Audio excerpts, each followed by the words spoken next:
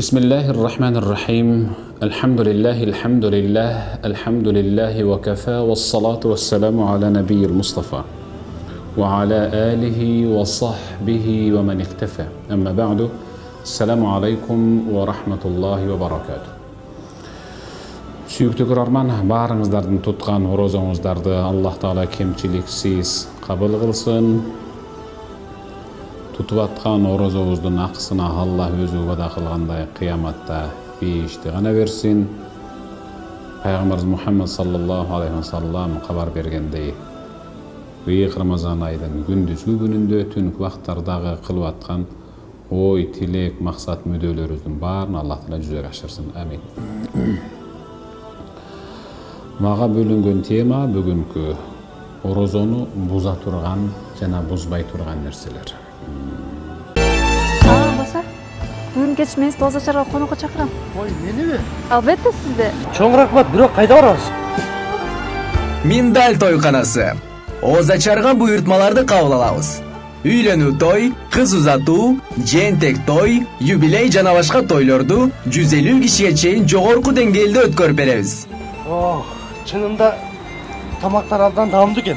Ооба, арзан жана даамдуу. Дарегим, Карпинка көчөсү 192, Жибек жолу менен кесилишет. Телефон номерим 0706 88 91 99. Тез там жоопкерчилиги чектелген коому. $3500 баштап 40 күндө үй куруп берет. Жылуу, коопсуз, арзан, сиз күткөндөй жана ойдогудай болот. Дареги, Бакаев көчөсү 44, Гагарин көчөсү менен кесилишет. Байланыш телефону 0709 38 74 74.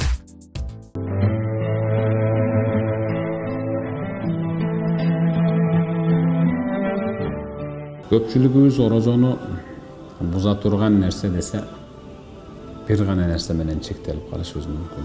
Бир бетке айтып. Кененирээк түшүндүргөнгө аракет кылайын. Жарым бузуу бар, үлгүржү бүтүн бузуу бар. Мисалы, бузук нерсе дейбиз, бузулган нерсе дейбиз, жана бүлүндүрүүчү, бузуучу деп сүйлөйбүз биз. Бир тамдын чатыры көчүп бузулуп калса, бул тамдын чатыры бузулуптур. Кайрадан жаап койсо, кудумен ошол там сыяктуу болуп калат, мурдагыдай эле келбетине келип калат деп сүйлөйбүз. Түп тамырынан бери бузулса, демек бул үй мурда момундай сонун үй болчу, бүлүнүп, жарака кетип, момунтип бузулду. Таптакыр жашаганга болбойт деп, аларынан да кардар да качып калат. Куду ушул сыяктуу биздин тутуп аткан орозобуздагы бир канча бөлүккө турат бузулуусу. Биринчи бузулуусу бул түп тамырынан бери жок болот. Түп тамырынан бери. Мисалы, мен жамаа ау жумиа. Эркек аял ыйык Рамазан айдын күндүзгү күнүндө жыныстык катнашка атайлап барса, тутуп аткан орозосу түп тамырынан бери бузулат. Улап кеткенге болбойт да.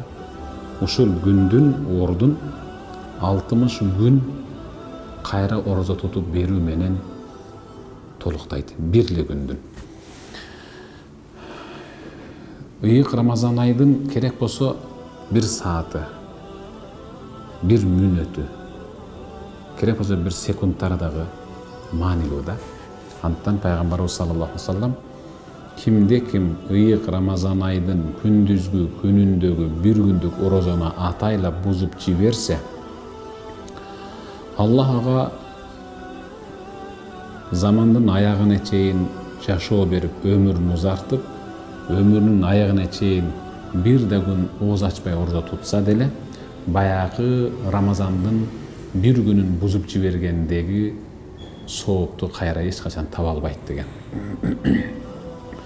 Өтө олуттуу, орчундуу болгондугуна байланыштуу бир күндү бузганды Аллах Таала ордун 60 күн тутуп берсең, анан түздөлөт. Бирок соо баары ошондой болбойт. أو أكل أو شرب غذاء же жесе же ичсе тамакты غذاء тоюнуп бул деген غذاء деген тоюнуп деген азык болгудай жеп ичкени азык болсо дегени уколдогондо азык болуучу уколдор менен уколдонсо дагы ооз ачылып калат. Дары ичсе мисалы ал дары азык берүүчү дары болсо, укол азык берүүчү укол болсо гана ооз ачылат. Бул дегени күрөө тамырдан, мисалы венадан тамырдан, же болсо баягы ысык уколдор болот, же болбосо капельницалар болот. Ушулардын бүт бардыгы адам баласына азыктандыруучу уколдор болсо, кадимгидей адам баласынын кан тамыры, эти, денеси, жүрөгү азыктанып кала турган болсо, демек анда ал оозду ачып коет, бузуп коет. Мында казасын да берет, каффарат да берет. Казасын берет дегени ошол күндүн казасын берет.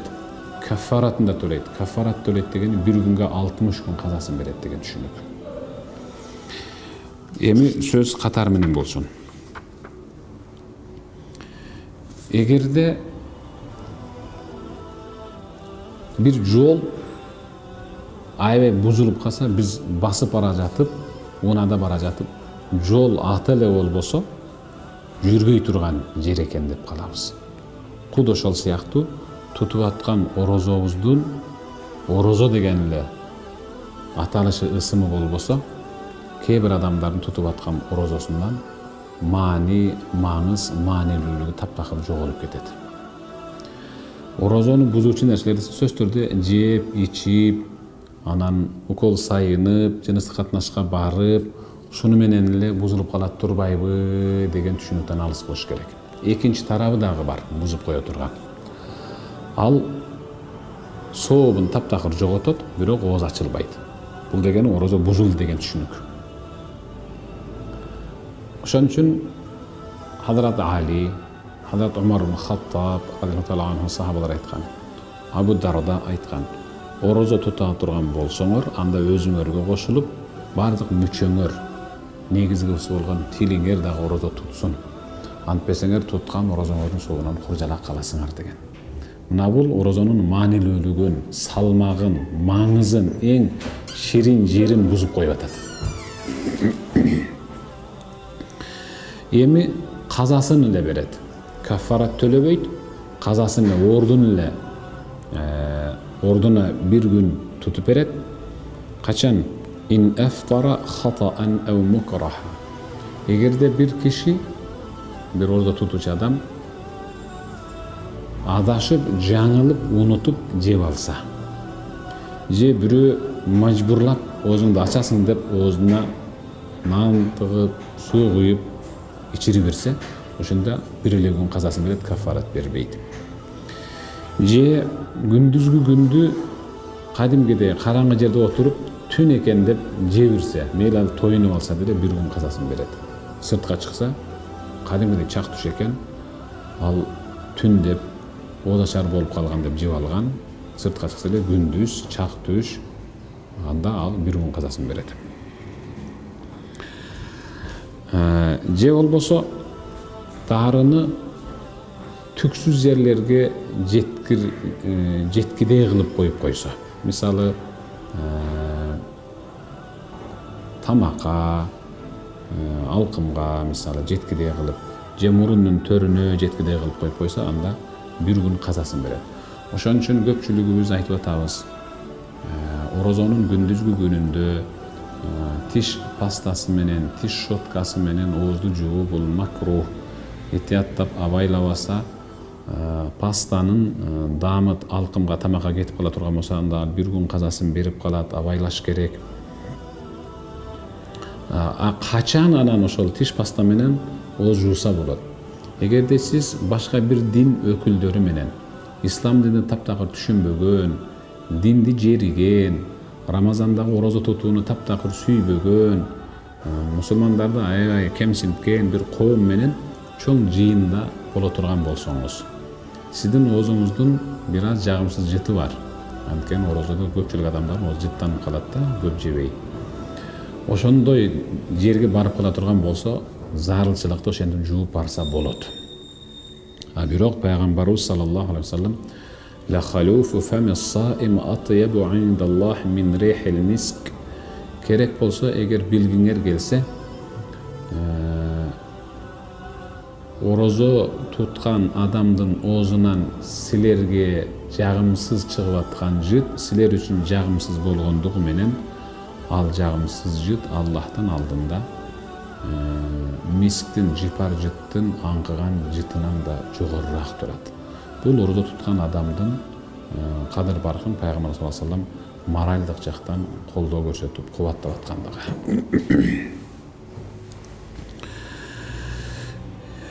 Же кусса атайлап сөмөйүн салып, кашыгын салып кусса, анда бир күн казасын берет.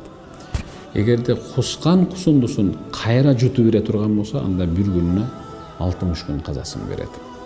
Бирок кусунду өзү келсе, унутуп бир нерсени күндүзгүндө эле кадимки деле чак түштөп отуруп эле бир нерсени кичине жей берсе, анан эсине келгенден кийин кайра өзүнөн чыгара калса, ал казасын бербейт. Тескерисинче пайгамбарыбыз саллаллаху алейхи ва саллям айткан. Аллах Таала айтты. Эгерде бир бендем ыйык Рамазан айдын күндүзгү күнүндө унутуп бир нерсени жеп алып, анан эстей калып чыгара калса, Аллах Таала бардык периштелерине мактанат. Көрдүңөрбү? Унутуп жеп, кайра эсине келгенде дароо жада калса, чайнап аткандыгын менен корккондугу үчүн чыгарырды деп ошол орозо тутуучу менен Аллах Таала башка периштелерге кадимдикте мактанат. Аны менен ооз ачылып калбайт. Дарат алганда аябай абайлаш керек. Дарат алып атканда биз айрыкча ыйык Рамазан айында сырткары айларда кара кылып оозго алынган сууну алкымга чейин жеткирип чайкап анан түкүрөбүз да. Ыйык Рамазан айында андай кылынбайт. Эгерде кимде ошентип сууну кетирип алса алкымына, анда ал орозонун акыркы күн орозо чыккандан кийин бир күн казасын берет. Дагы кайсыларга казасын берет? Эгерде бир тамеки чеккен киши, тамеки чеккиси келип, келинчеги аялы тамак пиширип аткан очокко, печкеге барып, анын моорусунан чыгып аткан түтүнгө кадимкиде оозун тосуп, мурдун тосуп жыттаса, демек анда ал казасын берет. Жолдон өтүп бара жатканда эле жөн эле бирөөлөрдүн моорусунан чыгып аткан түтүн ага кирип калса, же атыр, же чаң кирип кетсе, анда ал казасын бербейт. Же болбосо атайын ошол мукумун кандырыш үчүн баягы тамеки тарткандар түтүндү же чаңды атайлап кууп жыттаса, анда ал казасын берет. Дагы кайсыга казасын берет? Эгерде атайлап эркек дагы аял дагы мастурбациялап мукумун кандырса, анда сөзсүздө казасын берет. Эгерде оозун жолдо бара жатканда алкымына чымын кирип кетиптир, түтүн кирет, чаң кирет, анда буларга таптакыр казасын бербейт. Оозундагы шилекейди, түкүрүктү жутуу менен эч качан ооз ачылбайт. Бирок оозундагы шилекейди атайын бир чыныга топтоп чыгарып туруп, анан ошол шилекейди кайра жутуп берсе, анда казасын берет. Тишинин кычыгындагы жеген тамагынан калып калгандардын тиш чукуру менен чукуп, сыртка чыгарып, анан жесе, анда ал ооз ачылат. Тили менен эле оозунун ичинде эле туруп жутуп койсо, бирок ал күнжүттөн кичүүрөөк болсо, анда ооз ачылбайт. Эгерде күнжүттөн чоңураак, нокоттой болуп калган болсо, тили менен тишинин кычыгындагы калган тамактын калдыктарын чыгарып киргизсе дагы, жутуп алса дагы ооз ачылып калат. Кусуп аткан кусундуну кайра жутуп койсо, мейли ал көп болсун, аз болсун, баары бир ооз ачылып калат. Өтө абайлаш керек. Эми орозодо кээ бир инсандарга гана уруксат бериле турган нерселер. Бул эне бала эмизүүчү, баласына тамак берүүчү, бир нерсени чайнап бермейин, таптакыр анын наристеси ымыркайы жебейт да. Ошондо эне бир нерсени чайнап аны шилекей менен даамын оозуна кетирип жүрбөй кайра ошо баласын ошентип берип турса ага уруксат, ошого гана. Дагы кайсы бир кишиге уруксат десе, базардан бир киши үйүнө тамак алып келсе, алып келген тамагым ушулбу деп үйдө жаңжал чыгарчу келинчеги болсо, ошондо ошо келинчегинин жаңжалын басыш үчүн базарда анча-мынча нерсени эркек сатып алып жатканда даамын билиш үчүн оозуна тилине тийгизип даамын билип туруп кайра түкүрүп койсо, ошол эркек үчүн макрух эмес, калгандары үчүн макрух болуп эсептелет.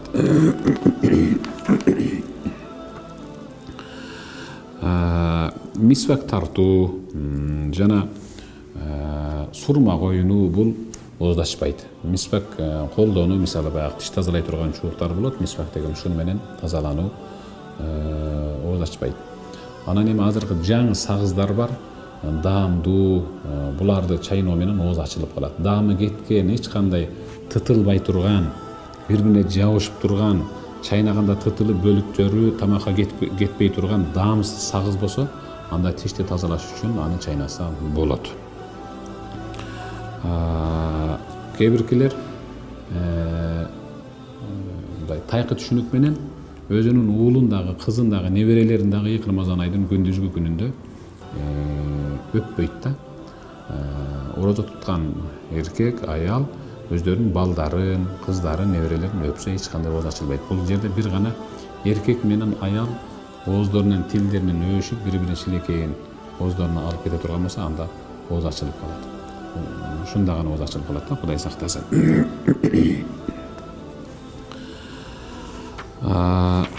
Андан кийин бизде атайын ыйык Рамазан айдын аягында орозо фитир деген бар. Фитр, садака фитр дейбиз.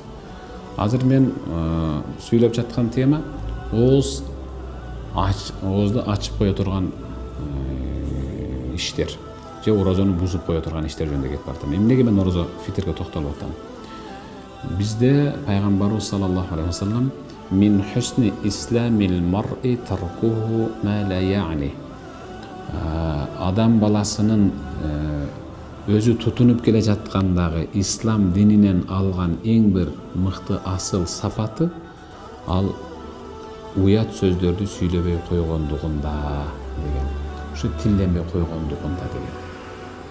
Андыктан ыйык Рамазан айдын орозосун маанилүүлүк жагын, анын маңызын, анын салмагын, анын сообун жок кылып, быт-жытын чыгарып бузуп, орозонун көркүн кетирген нерселер бар. Алар тилденүү. Ошон үчүн Пайгамбар саллаллаху алейхи ва саллям "Мен лем яда кавля зур вал жахла вал амала бих, фалейса лиллахи хажатун фи ан яда таамаху ва шарабаху." Садака Расулуллах. Kim ыйык Рамазан айдын күндүзгү күнүндө жалган сүйлөгөнүн, тилденгенин, надандык кылгандыгын,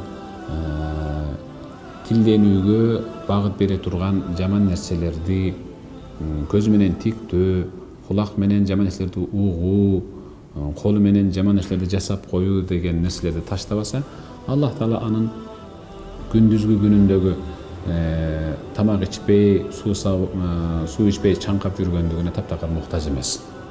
Андыктан ыйык Рамазан айдын акыркы күндөрүндө берилип жаткан орозо фитрибиз куду ушул сыяктуу тилденүү, адашып ооз ачып алуу, жаман нерселерге тиктеп калуу дагы орозонун маани маңызын салмагын кетирүүчү нерселерди тегиздей турган жана толуктай турган, сообун кайра ордуна алып келип кое турган орозо фитр бул. Кичинекей аз сандагы акчада. Аллах Таала баарыңыздардын туткан орозоңуздарды кемчиликсиз кабыл кылсын. Орозонун бузулушунан өзү Аллах Таала өзү сактасын, бузукулук кылуудан өзү сактасын. Тутуп аткан орозобуздан оңолуп кийинки ыйык Рамазан айдан 11 айдан кийин Рамазан кийинки 11 айда Рамазан айдан алган азыгыбыз менен бузукулуксуз, бузулбастан, мүнөзүбүздү бузбастан, жана башка бирөөлөрдү бузбастан, ушак айын таркатпастан, тилденбестен жашоону баарыбызга Аллах Таала насип этсин. Сөзүм аягына дагы бир жолу. Ассаламу алейкум ва рахматуллахи va barakatuh. Bo'lsa, bugun kech men sizni O'zacharga qo'noqqa chaqiraman. Voy, menimi? Albatta sizni. Cho'ng rahmat, biroq qayda borasiz? Mindal to'yxonasi. O'zacharga buyurtmalarni qabul olamiz. Uylenuv to'y, qiz uzatuv, jentek to'y, yubiley jana boshqa to'ylarni 150 kishiga cheyin jo'g'orqi dengayda o'tkazib beramiz. Oh, chinimda tamoqlar abdan damdi ekan. Ova, arzonchina damdi. Daragim, Karpinka ko'chasi 192, Jibek yo'li bilan kesilishadi. Telefon nomerim 0706 88 91 99. Tez tam javobgarchiligi chekilgan qo'mi. $3500 başlap 40 kunda uy qurib beradi. Jilu, qo'psiz, arzon, siz kutganday jana o'ydog'day bo'ladi. Daragi Baqayev ko'chasi 44, Gagarin ko'chasi bilan kesilishadi. Baylanish telefoni 0709 38 74 74.